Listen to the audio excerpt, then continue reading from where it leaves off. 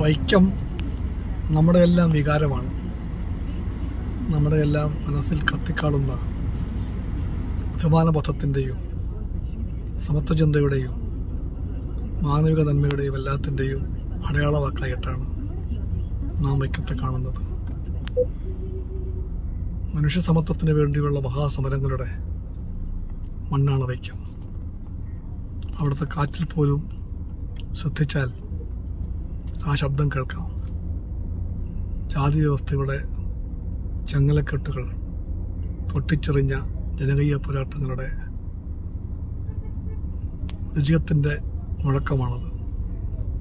അവിടെയാണ് മഹാത്മാഗാന്ധിക്ക് വിലക്ക് ഏർപ്പെടുത്തിയ സ്ഥലത്ത് രണ്ടംതുരുത്തി മനയിൽ അധ്വാനിക്കുന്നവൻ അവൻ്റെ കൊടിപാറിച്ച ചരിത്രമാറ്റമുണ്ടായത്.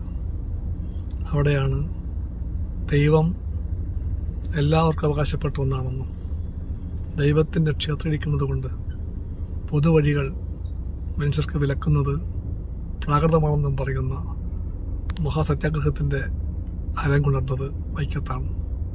കലയുടെ, സംസ്കാരത്തിൻ്റെ, ജനകീയ മുന്നേറ്റങ്ങളുടെ എല്ലാം ചരിത്രമുള്ള വൈക്കത്തെ വർത്തമാനത്തിൻ്റെ സ്വപ്നങ്ങളെയും ഭാവിയുടെ പോരാട്ടവീര്യത്തെയും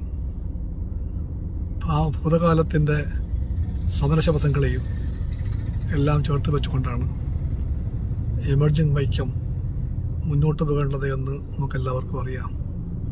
10 കൊല്ലം മുമ്പ് എമർജിംഗ് വൈക്കം രൂപം കൊണ്ടപ്പോൾ അതിൻ്റെ ഭാഗമായി കുറേ കാലം ഞാനും ഉണ്ടായിരുന്നു. നാനാവിധ തിരക്കുകളും ബന്ധപ്പാടും നിറഞ്ഞപ്പോൾ തുടങ്ങിയ കാലത്തതുപോലെ സജീവമാകാനാകുന്നില്ലെങ്കിലും എമർജിംഗ് വൈക്കത്തിൽ കൈകോർത്ത് പിടിക്കുന്ന എല്ലാവരുടെയും ഉറ്റ ബന്ധുവായി എന്നും ഞാൻ എന്നെ കൂടി കാണുന്നു. ഇതിൻ്റെ 10ാം വാർഷിക വേളയിൽ നിങ്ങളെല്ലാവരുടെയും കൂടെ ഞാനും ഉണ്ടാകേണ്ടവനാണ് അവിടെ. പക്ഷേ ഒരു തരത്തിലും ഒഴിവാക്കാനാകാത്ത ചില കർത്തവ്യങ്ങളാൽ ബന്ധപ്പെട്ട് ഞാൻ എത്തിച്ചേരാനാകാത്ത അവസ്ഥയിലാണ്. ഞാൻ എമർജിംഗ് വൈക്കത്തിൻ്റെ ഈ ദശവാർഷിക ആഘോഷങ്ങൾക്ക് ഹൃദയത്തിൻ്റെ ആഴത്തിൽ നിന്നും വരുന്ന എല്ലാ സ്നേഹവും ചേർത്ത് വെച്ചുകൊണ്ട് വിജയം നേരുന്നു.